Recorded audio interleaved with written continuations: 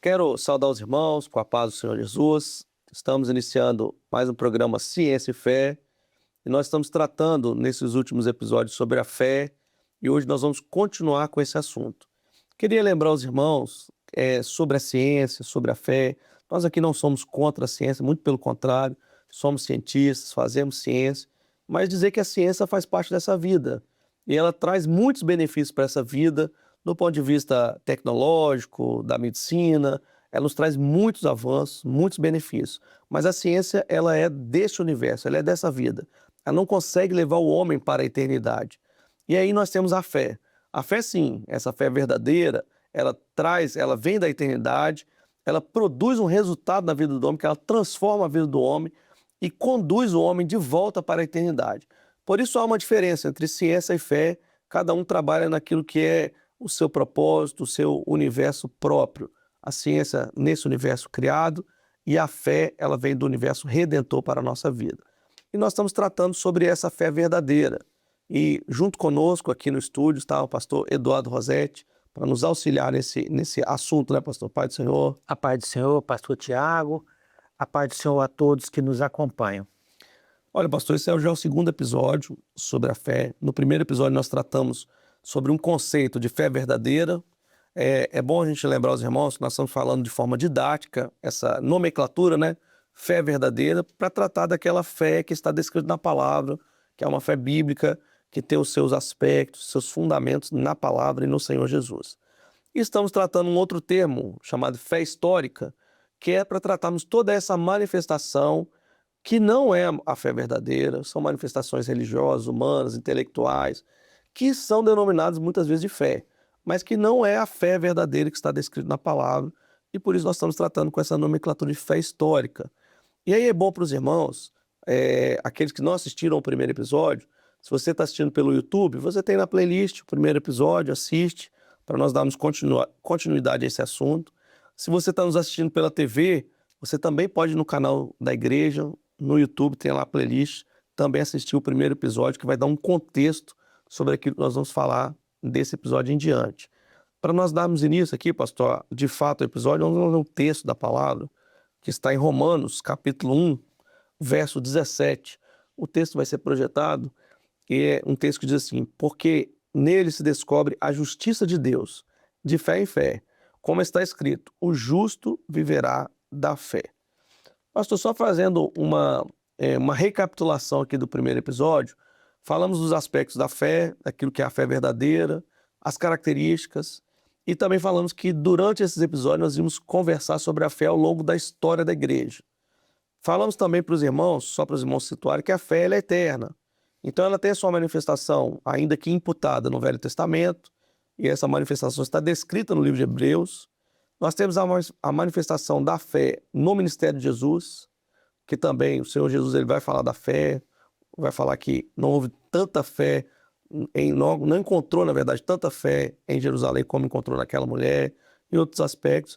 Mas nós estamos tratando aqui da fé no período da igreja, esse período desde o Pentecostes até o dia que a igreja for arrebatada, essa ação da fé verdadeira no nosso tempo. Certo. Mas logo quando deu início, pastor, a esse período da fé, a esse período da igreja, onde a fé começou a ser manifestada na igreja, começou também de forma paralela às oposições, Certo. que vieram trazer conceitos que não eram bíblicos, às vezes conceitos de literaturas anteriores, conceitos de filosofias anteriores, conceitos até relacionados ao Velho Testamento, como foi o judaizantes, nós vamos falar, mas que tentava substituir a fé verdadeira. E muitas das epístolas apostólicas foram escritas justamente para orientar os nossos irmãos acerca dessa fé Perfeito. verdadeira.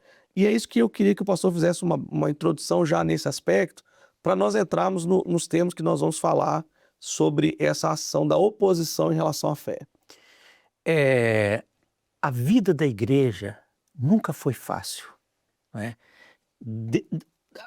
A partir dos primeiros dias de sua existência, ela começou a vivenciar certas oposições, certas intromissões à sua intimidade que perturbou, essas intromissões perturbaram a vida da igreja E houve a necessidade de que os apóstolos, eles, de uma forma incisiva, de uma forma clara, doutrinasse a igreja contra essas heresias. E quando nós falamos de heresias, nós estamos falando de ensinos falsos, né?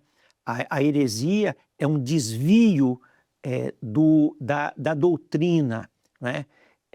A apostasia é má prática, né? Mas a heresia é uma teoria errada, é um ensino errado da doutrina. E, portanto, nos primeiros dias, os primeiros discípulos, aqueles que chegavam, e especialmente os que eram evangelizados, os que eram trazidos para a comunidade cristã, eram, em sua grande maioria, vamos dizer, gentios. E eles traziam consigo as filosofias, né? As filosofias gregas, né? Que dominavam a época, né? E dentre essas filosofias, nós temos várias noções filosóficas dos filósofos gregos, dentre eles o Platão, né? Sim. Então, a igreja, um tipo de neoplatonismo, passou a dominar a vida da igreja. E as expressões desse tipo de filosofia se manifestaram em três aspectos. A primeira é o antinomismo, né? O antinomismo. O antinomismo, ele ensinava o seguinte: olha, a graça, ela é suficiente. A graça, ela perdoa todos os pecados. Então, não há necessidade de nós seguirmos qualquer regra, qualquer regramento, qualquer lei, porque a graça Não precisava da mudança de vida, né? não precisava da mudança de vida, porque a graça nos envolve, a graça nos perdoa. Sim. Não é? Então, esse tipo de ensino, né, ele passou a ser conhecido como antinomismo ou antinomianismo, né, que significa, literalmente, contra a lei. Né? Então, eles diziam, olha, você pode pecar, não precisa ser tão cuidadoso em relação à sua santificação, porque a graça, ela vai te perdoar. E é exatamente isso que os apóstolos, eles trabalharam, né? Quando eles disseram, olha, se somos salvos pela graça, nós podemos viver como quisermos. Era o que diziam as pessoas. Né? Mas a palavra diz assim, em Romanos 6, verso 1 e 2, ele diz assim, se permanecermos no pecado, não podemos permanecer no pecado para que a graça seja mais abundante, de modo nenhum. Em Romanos, ele nos ensina que, ele fala o seguinte, que diremos, pois? Permaneceremos no pecado para que a graça seja mais abundante? De modo nenhum. Nós que estamos mortos para o pecado, como viveremos ainda nele? Sim. Não é? Então, se nós morremos para o pecado, se nós estamos em Cristo e morremos para o pecado, como viveremos ainda nele?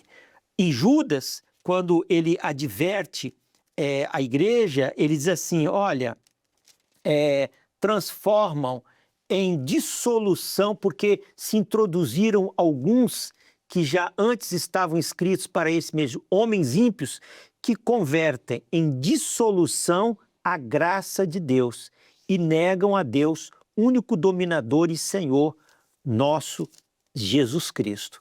Então, eles o que estava acontecendo com os ensinos do antinomismo ou antinomianismo era transformar em dissolução a graça de Deus. Ou seja, usar a graça como uma justificativa para o pecado. Viver como quer, né, pastor? Então, os apóstolos, eles instruíram a igreja, não pode ser assim, né? Nós que morremos em Cristo, morremos também para o pecado. Nós temos que preservar, temos que nos santificar, tá certo? Então, muitos ensinos da palavra falam assim: ou não sabeis, todos quanto fomos batizados em Cristo Jesus, fomos batizados na sua morte, de sorte que fomos sepultados com ele pelo batismo, para que, como Cristo ressuscitou dos mortos para a glória,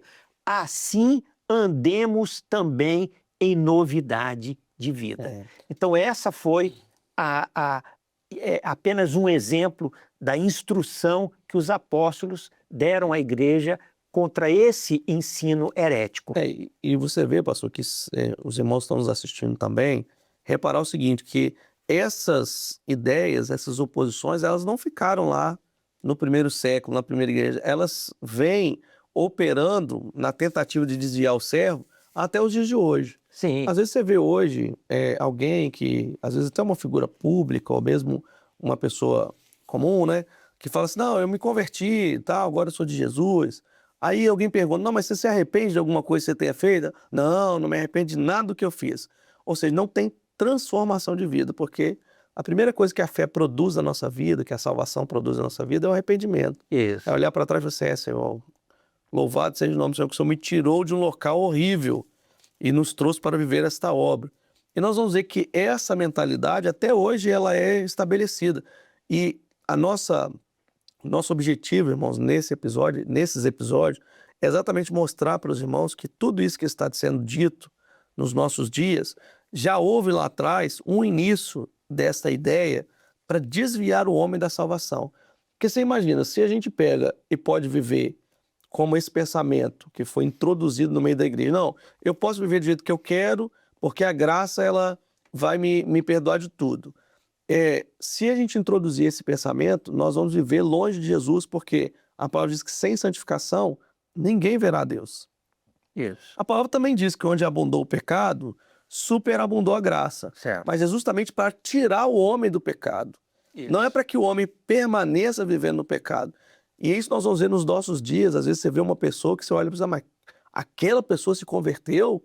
Rapaz, glória a Deus, porque era uma pessoa terrível às vezes, mas o pecado estava abundante. Só que a graça foi lá e superabundou o pecado e trouxe para a presença do Senhor. Agora essa pessoa vai viver em novidade de vida. Ela não pode viver como estava, se ela quiser a salvação. Ela vai viver em novidade. A graça superabundou o pecado para retirar o homem do lamaçal do pecado e trazer o homem para viver em santificação do Espírito. E isso é maravilhoso para nós, para entendermos como os apóstolos estavam combatendo essa heresia e essa tentativa de desviar a fé verdadeira. Isso. Mas havia, né, pastor, outros também, né, como Outros. o gnosticismo, não é isso? Isso. Uma outra influência nociva que a igreja enfrentou foi aquilo que é chamado de gnosticismo, né? A palavra gnosticismo vem do termo grego gnosis, que significa conhecimento. Então, esses indivíduos que eram os gnósticos, eles se consideravam detentores de uma verdade superior, não é? Eles se consideravam melhor do que os crentes que havia na comunidade cristã. E eles, então, se consideravam ali uma elite espiritual. Mas o que se baseava o gnosticismo? O gnosticismo, ele tinha como ideias básicas dizer o seguinte: olha, o espírito é bom, a matéria é má. Então, tudo aquilo que se relaciona com o que é espiritual é bom, e tudo aquilo que se relaciona com a matéria é má. E se o espírito é bom e a matéria é má, Jesus não veio em carne. Então, o docetismo, que é considerado uma heresia do primeiro século, ele surgiu dentro desse contexto. e houve a necessidade de que os apóstolos dissessem, como lemos em 1 João, todo espírito que confessa que Jesus Cristo veio em carne é de Deus. E aquele que não confessa, né, aquele que não confessa que Jesus veio em carne, não é de Deus, né? Então ele fala exatamente uma distinção entre aquilo que era de Deus, e aquilo que não era. E aquilo que não era de Deus, não é? E em razão disso, fala, por exemplo, sobre a carne, né? Então, a carne era má. Então, houve a necessidade de que o apóstolo ensinasse, olha, não sabeis que o nosso corpo é templo do Espírito Santo? Sim. Não é?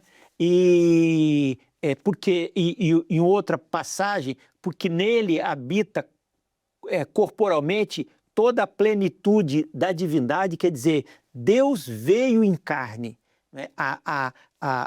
O verbo encarnado é parte da natureza indivisível do Senhor Jesus, e eles descobriram que, por exemplo, ao negar que Jesus veio em carne, você colocava em risco toda a doutrina da salvação. Sim. Porque é o Cristo homem que representa humanamente toda a humanidade. Né? Ele representa, ele é o nosso representante diante de Deus, porque ele é um homem sem pecado. E outra coisa, Paulo diz assim, se Jesus não ressuscitou, vã é a nossa fé, vã a nossa pregação. Vã é a nossa fé. Então. Aí o que vai acontecer? Se Jesus não veio, se a gente assumir que Jesus não veio em carne, se ele não veio em carne, ele não morreu. Se ele não morreu, ele não ressuscitou. E acabou todo o projeto de salvação, porque o projeto de salvação está firmado na morte e ressurreição de Jesus. Ele morre para que nós não morramos e ressuscita para que nós vivamos eternamente. Quando ele vence a morte, ele abre para nós um novo e vivo caminho pelo seu sangue. Então, por isso, essa heresia, ela destrói a salvação. Isso. Ela destrói a salvação, porque a salvação está firmada na vinda de Jesus como homem, na sua morte, na sua vida sem pecado, né? Na sua morte e ressurreição. Por isso Paulo falou, olha, se Jesus não ressuscitou, vai a nossa fé, vai a nossa pregação. Nós estamos aqui, e nós cremos que Jesus veio como homem, ele venceu a morte, ressuscitou, está vivo no nosso meio e voltará para buscar essa igreja fiel. Essa é a nossa mensagem de salvação. Isso. Então, o gnosticismo, embora ele tenha sido energicamente combatido pelos apóstolos, e os primeiros cristãos, eles entenderam, e a igreja, ela entendeu o sentido da mensagem e transmitiu esse conhecimento, ele ainda está vigente em muitos grupos em termos de entendimento. Então, por exemplo, o docetismo hoje se fala de uma forma elegante, chama-se o corpo fluídico de Jesus. Olha aí. Não é? Existem grupos que usam essa expressão para se referir à natureza humana do Senhor Jesus. E há muitos que consideram que a carne é má, o corpo, nós temos que mortificar o nosso corpo para obter a salvação. Então, nós vemos os sacrifícios, as penitências, né? E não tem essa relação, né, pastor? Que muitas vezes as pessoas submetem o seu corpo para purificá-lo no sentido de obter um benefício espiritual. Então, isso está dentro dessa noção gnóstica que foi combatida no primeiro século. E nisso nós vemos que a fé verdadeira, ela permanece estável, permanece sempre, ela não muda, né? Ela é imutável, mas as tentativas do homem de mascarar e até mesmo modificar essa fé na vida da pessoa, para que a pessoa possa se desviar do caminho. Houve também, pastor, outras influências E nisso até se deu depois o Concílio de Jerusalém, por Isso. conta dessas influências judaizantes, não é isso? Isso.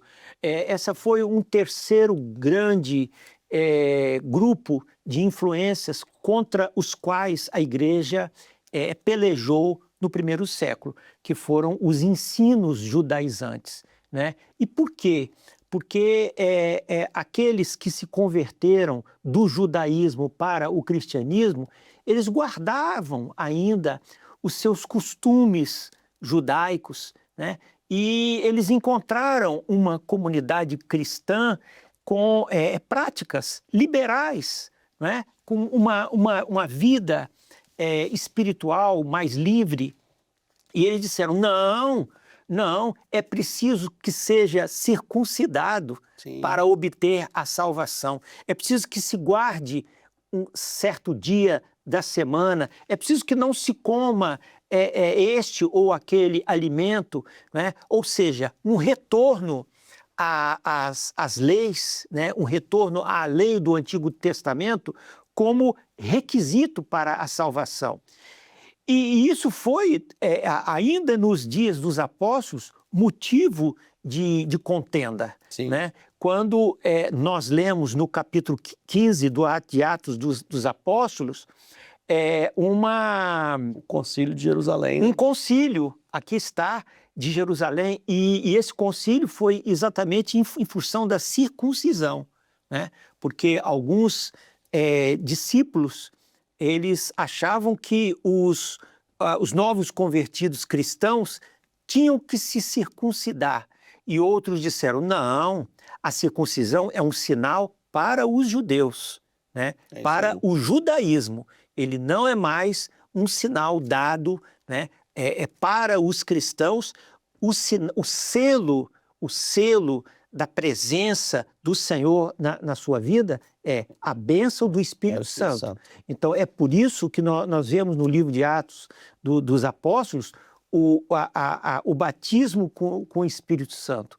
Maravilha. Um dos requisitos para que fosse considerado um apóstolo é ser cheio do Espírito Santo. Né? Então essa é a resposta bíblica, sabendo que o homem não é justificado pelas obras da lei, mas pela fé em Jesus Cristo. Né? O livro de Gálatas, ele é bastante abundante em demonstrações da não necessidade que se tenha de voltar à lei do Antigo Testamento para como requisito da salvação. Maravilha. Nós trouxemos aqui para os irmãos, pastor, essas três grandes oposições no início ali da igreja, logo no iníciozinho da igreja, no primeiro século, né? E já a operação do Espírito Santo para trazer aquilo que é a verdade. Isso é interessante, nós vemos, porque isso se cumpre a palavra do Senhor Jesus no meio da própria igreja. Ele fala assim: olha, eu vos enviarei outro Consolador, que vos ensinará todas as coisas e também vos fará lembrar. Então, já vemos aí, já no início, a tentativa da oposição à verdadeira fé, mas também a ação do Espírito Santo para logo ensinar aquilo que é a fé verdadeira, aquilo que é a ação do Espírito Santo nos nossos dias. Nós estamos chegando já ao final desse programa, pastor. Eu queria que o senhor deixasse uma palavra para nós realizarmos esse fechamento desse episódio, justamente sobre essa ação do Espírito Santo e a necessidade de nós termos essa ação do Espírito Santo na nossa vida, né? E eu gostaria até de ler aqui um texto que está em 1 Coríntios 15, 57, 58, diz assim: mas graças a Deus que nos dá a vitória por nosso Senhor Jesus Cristo. E, portanto, meus amados irmãos, sede firmes e constantes, sempre abundantes na obra do Senhor, sabendo que o vosso trabalho não é vão no Senhor. Jesus. A igreja, ela, apesar das oposições, apesar das interferências externas, a igreja ela sobreviveu porque a igreja ela foi laboriosa em colocar em prática todo o ensino que ela havia recebido do Senhor e permitiu que a bênção do Espírito Santo os conduzissem nessa jornada da fé. Maravilha. Pastor, eu queria agradecer o senhor aqui conosco, mas o senhor vai estar conosco em outros episódios, né? Pai do Senhor. A paz do Senhor, a paz do Senhor a todos que nos acompanham. Aos irmãos que estão nos ouvindo, olha, trouxemos aqui alguns conceitos sobre a fé verdadeira, sobre a fé histórica, e para que os irmãos tomem conhecimento e para que os irmãos possam cada vez mais lutar por essa fé verdadeira na nossa vida, porque a fé, a presença do Espírito Santo é que vai nos conduzir para a vida eterna com o Senhor. Você fica com essa palavra. Não esqueça, você que está no YouTube, comentar, curtir, compartilhar. E você que está conosco na TV, vai iniciar agora outro episódio, outro programa, que vai trazer também esse conceito maravilhoso sobre a obra do Espírito Santo, sobre a ação do Espírito na nossa vida. A todos, a paz do Senhor Jesus.